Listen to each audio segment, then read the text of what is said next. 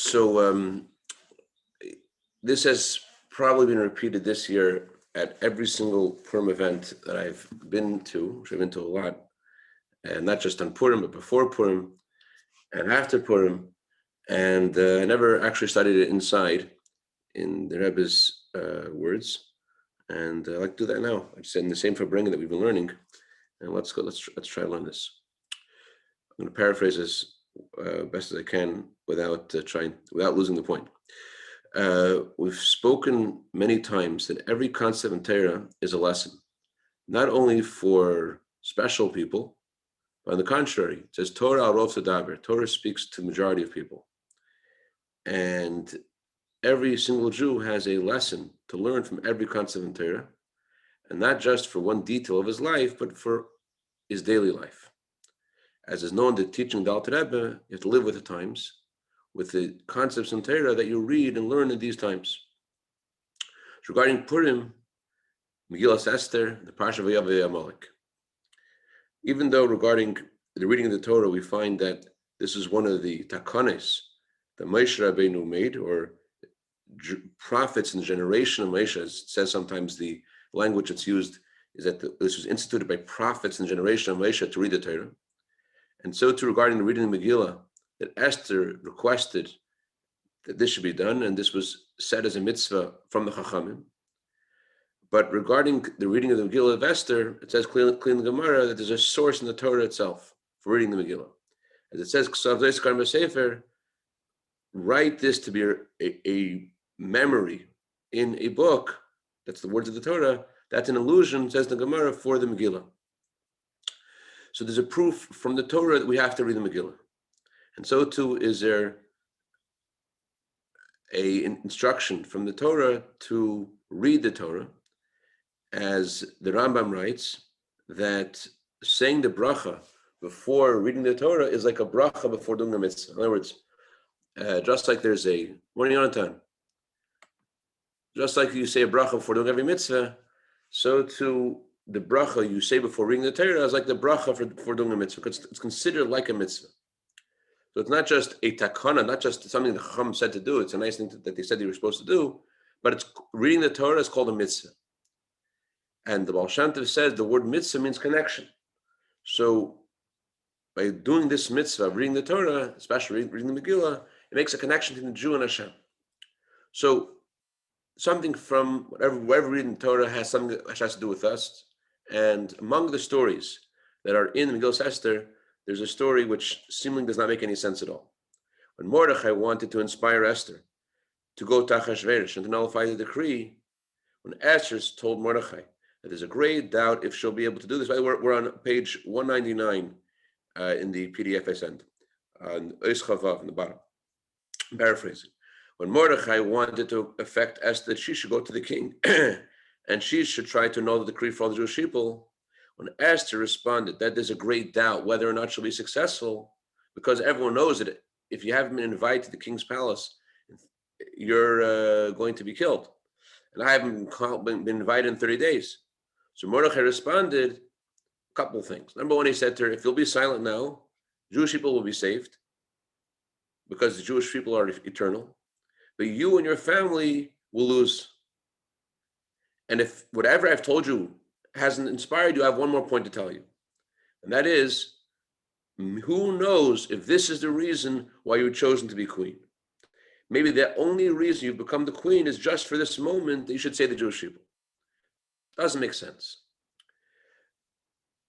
The words of Mordechai, maybe you only became queen for this moment, is something that is insignificant compared to the main point. The main point is you and your family will lose out on this merit. And the whole context of the conversation, Jewish people are in trouble, they need help. That's a big point. And in the middle of all this, he says to her, oh, and maybe you were chosen to be queen. Since Esther was a tzaddikas, how is it possible that Mordechai is thinking, well, I said to her one thing, I said to her a second thing, oh, I'm going to add one more point, this is going to convince her. If she's a tzaddikas, so saying to her that she has to say the Jewish people, of course, resonates. But if that doesn't resonate, and adding to her and saying your family's going to lose out on this merit, that doesn't work either. You have something more to tell her. This is going to really convince her. What's the third thing? that who knows if that's why, maybe that's why he chosen to be queen. What is that third thing he's telling her? Why is that the most convincing argument that he's saying that my two arguments I've said to you till now aren't satisfactory? You don't care about saving the Jewish people. You don't care about losing your merit of your family. I have one more thing to tell you. Maybe that's why you're chosen to be queen. Also doesn't make sense because Haman's decree was a couple of years after Esther became the queen. So what does Mordechai mean when he says that's why you're chosen now? The fact that she became queen a couple of years ago is only for this moment. It's not for the sake of the Jewish people because they'll be saved a different way. Rather, it's in order that you should have the merit. In order that you should have the merit to save the Jewish people, that's why a few years ago you were chosen to be queen. What's going on? So we'll understand as we're first prefacing a discussion among Gedei Yisrael in generations before us, if there's room to look for the reasons for mitzvahs. Is it important to try to find the reasons for mitzvahs? Or should you not try to find reasons for mitzvahs, just do it because Hashem said so? And there's nothing bigger than just doing things because Hashem said so. Is there a point in trying to find a reason? So the Rambam writes in Moreh Nevuchim that there is room in Seichel of Torah, that the logic of Torah dictates that you should try to find a reason for a mitzvah. And it's understood that the Rambam is not, it's obvious the Rambam is not telling us not to do nasa before nishma, not to have this attitude we should do before we understand. The Rambam is not telling us we shouldn't accept upon ourselves the yoke of mitzvahs. There's lots of language the Torah uses for mitzvahs. You have to have the yoke of mitzvahs. But the Rambam is saying is that this, after you have already accepted mitzvahs, you shouldn't be satisfied with that. The Rambam is not saying you shouldn't have faith, you shouldn't accept God's yoke. The Rambam is saying that God requests from you not just to have faith in Him, and not just to do things, but that all of your whole being should be involved in what you're doing. That your whole mind should be full of the intelligence of Torah. That your whole heart should be full of the feelings of Torah, which love of your fellow Jew, love of Hashem, and you have to reverence and to be afraid not to have, your heart should be full of love of fellow Jew, and your heart should be full of fear not to do something that is untoward, that's not good for another Jew. There should be a fear in your heart. I don't want to do something that hurts somebody.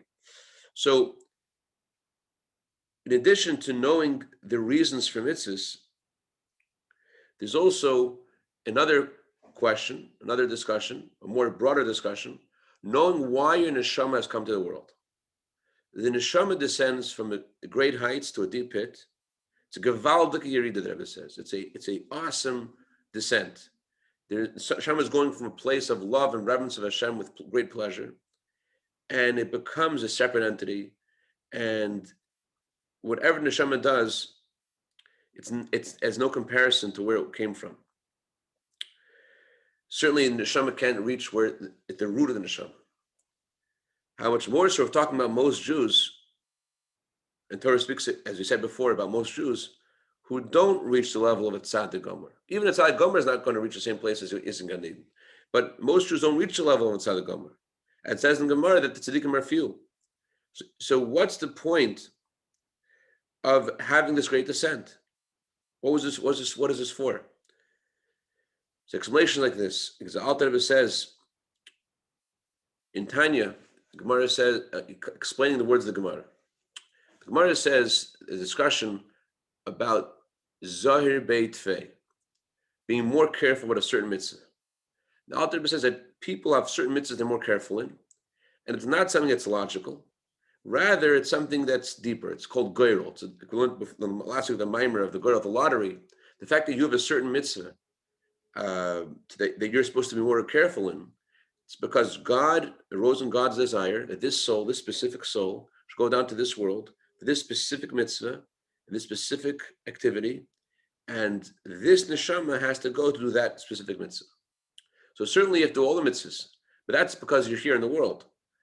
But there's one mitzvah you have to be more careful in, and that's set by the goyrol, by something which is beyond logical reason. And the whole point of the neshama's descent is for the sake of that specific mitzvah.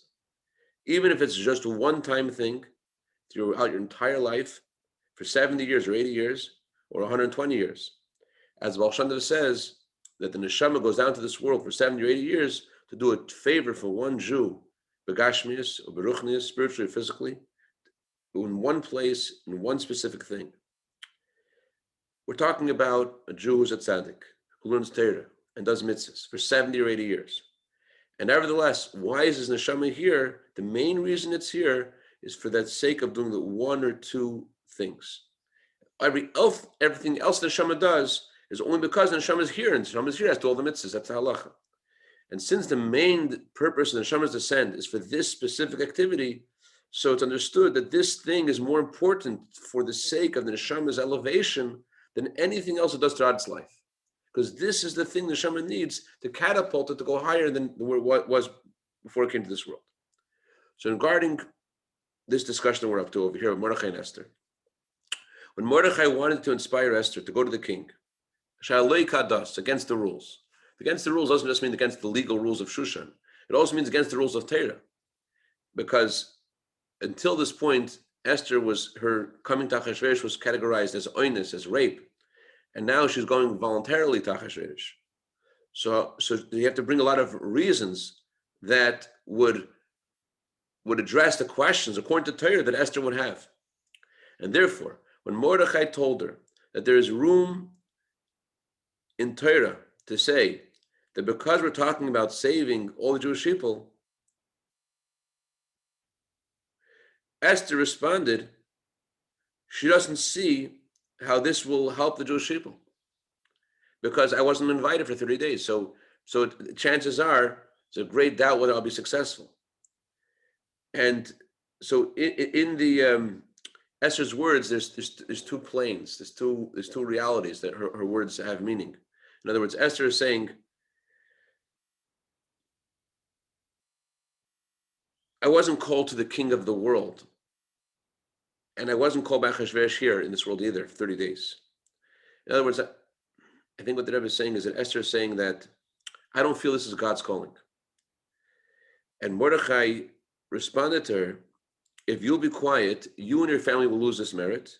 Then he said to her one more point, is who knows if this is a reason you were chosen to be queen? We're talking about logic, Mordechai told her, talking about logical things. Then you could ask a question, I can give an answer, we can go back and forth, we can have a discussion. If we're talking about logic, but we're talking about something which is beyond logic, we're talking about the concept of a lottery, mi yedea, who knows? That means this is not something that you can have a clear knowledge about, because it's something beyond logic. It could be, if this is the reason you're chosen to be queen, and you only became queen years ago, just you should say the Jewish people right now. And therefore, this has to be done not through anybody else, but through you. And even though the Jewish people will be saved a different way, but God can save us from without you. But this is a special mitzvah that you have to be more careful in, and that's the reason why neshama is in this world. And when Esther heard that from the head of the Sanhedrin that this is something beyond logic and reason, he told her, I can't explain, it's higher than logic, that affected her. That permeated her. That took her. She said, therefore, I'll go to the king. Asher leikadas. Leikadas means in our calculations. I won't look at the calculations of the religion, so to speak, of the king of the world. And I heard from the head of the Sanhedrin, here from you, Mordechai, that this is something that the Torah says to do. And the Torah says, I must listen to the head of the Sanhedrin, because it says in the Torah, you cannot turn away from the words of the sages, right or left. Even if they tell you that the left is a right and the right is left, the Gemara says, you have to listen to the Sanhedrin.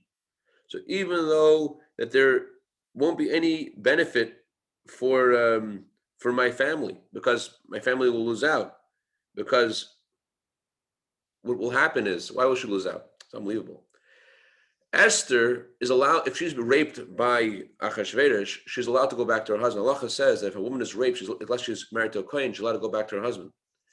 But if she'll go voluntarily to Achashverosh, then Esther says, just like I was lost from my father's house, I'll be lost from you, Mordechai. She was married to Mordechai, and she's saying to Mordechai, we will never be able to continue being married because I'm going voluntarily to Achashverosh now. So therefore, if you're telling me this is what Hashem wants me to do and I can't understand it, okay, I'm in.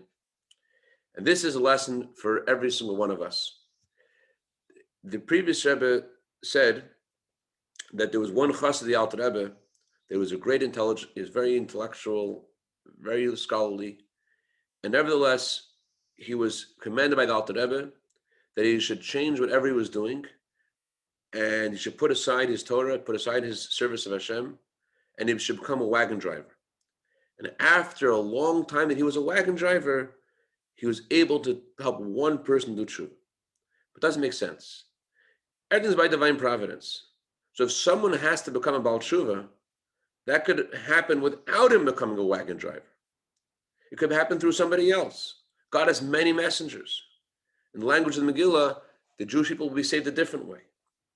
So if that's true, why did take a person who was involved in Torah, and he's a mashpia, he's inspiring people, and he's involved all the time with Torah and prayer, why make him a wagon driver for many years? Even though he may act as a wagon driver according to Torah, he'll act in a religious way, he won't do anything that's a sin, but he'll have to be involved with the horses. He'll have to give them straw, and he'll have to clean around them. And it's only because years later, one person do tshuva, someone else could do that. And the explanation is why the Alter told him to do this, because that's the main reason why his neshama came to the world. So I'm going to say it in another talk of the Rebbe, which about the story which I just read yesterday from 1985, Tashmim Hay. The Rebbe said that the purpose of his being a wagon driver for years was in order to bring him to a state of Ad Lo Yoda. In other words, the purpose was specifically to bring him to a state of bittul, to have a broken heart. As the Yiddish expression, nothing is whole as a broken heart.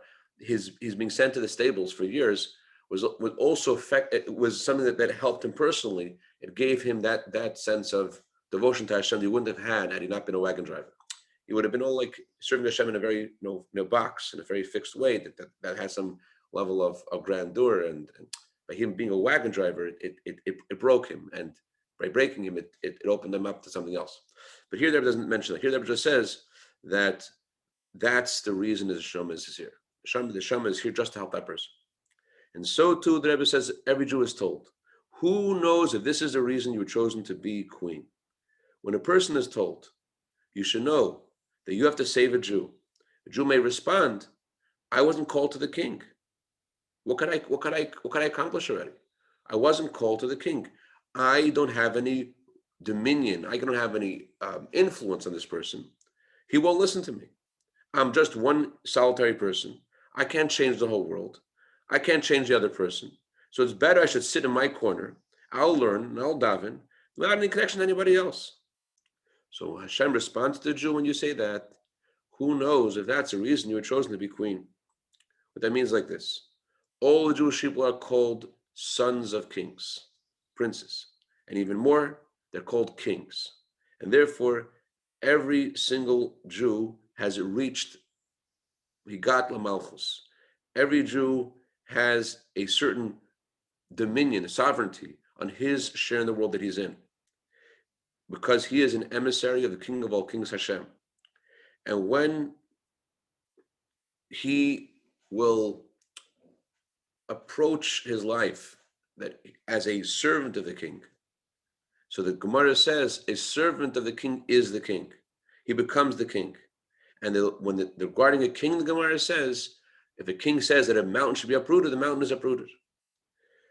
So the word mountain, Chassidus explains, refers to all the things that the Yetzer Hara tries to put in our way. As Gemara says that after Mashiach will come, some Jews will look at the Yetzer Hara and will say, Yetzer Hara is huge, it's like a mountain. How do we do this? So the Yetzer Hara will put all kinds of mountains in your way to stop you, but the rule is that when a Jew decides that he sets himself to be, he gives himself over to become a servant of the king. The halacha is a servant of the king is the king. The king says to uproot a mountain, which is the Yetzer Hara, it's uprooted. So despite the fact that he puts this mountain up to stop a Jew fulfilling his mission, and according to nature, there's no possibility for this to happen. Nevertheless, when a Jew decides that he is a servant of the king, which is the king, he uproots completely the entire mountain, and he does the God's mission. So when it comes to a certain act that has to get done, a Jew is told by Hashem, who knows if this is the reason that you became, for this moment, that you became the king. We don't know it, we don't understand everything. So it's possible that this specific thing that we're talking about, that right now, this is the thing that's coming in question. Could be this is the whole entire reason why an neshama is here for 70 or 80 years. And a Jew says, I'm in the world already for many years already. I put on tefillin many times. I put on tefillin every day. I learn Torah. I do mitzvahs. I do favors for lots of people. So how could you say that all the things that are just secondary to this one act, this one favor, this one mitzvah, to whatever it is? How can you say that it's all nothing and that the whole reason my neshama is here, that's the main thing, is to do a favor for one person spiritually or physically? It can't be, the Jew says, that for 70 years are insignificant to this one act. So Megillah Tal teaches us, Al tivaz liyem katnus. Don't disgrace a don't Al tivaz liyem katnus means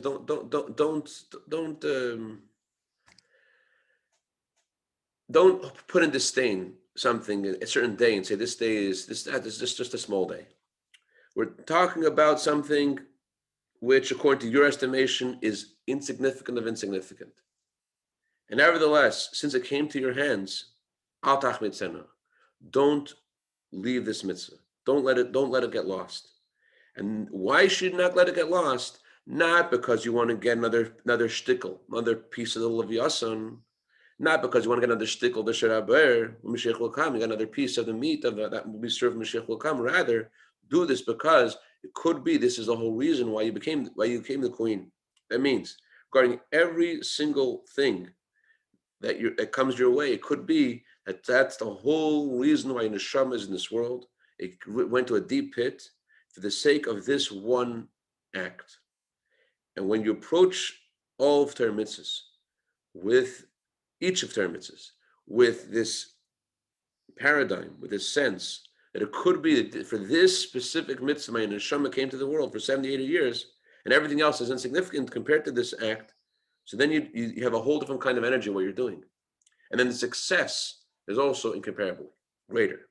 And this is a lesson in the story of the Megillah, that when Esther heard Mordechai say, who knows if this is the reason you were chosen to be queen, Esther said, I will go to the king, Asher Lei Kadas. I will go to the king without making calculations. And she was successful, and she accomplished Venapachu, at the whole story of whatever was negative at that time, the decree against the Jewish people, she caused it should be transformed. And Haman was hung on the gallows.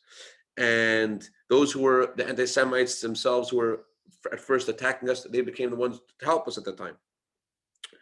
And instead of there being Yogin ve'evel, instead of there being groaning and mourning, there became a simcha and a yantif. And she also influenced people in the world, and many non-Jews wanted to become Jews at that time.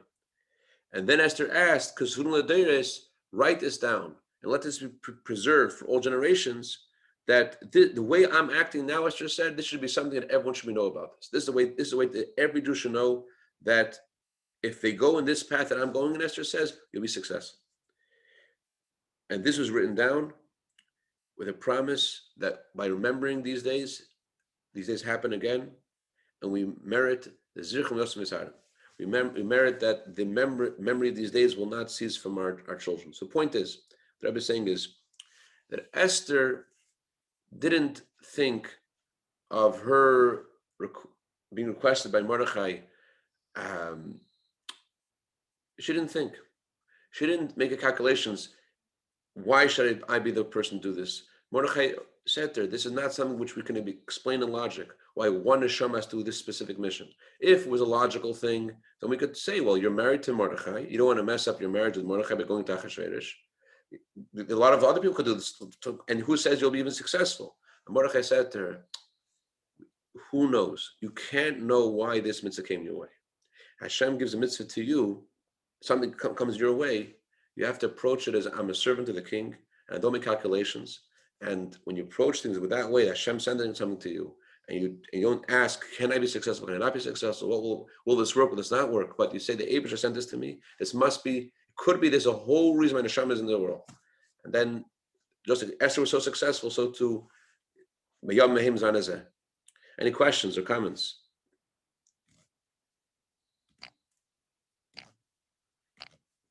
Okay, have a great day, Yonatan. Great day, Michal Mordechai. Great day, David. Sei gesund.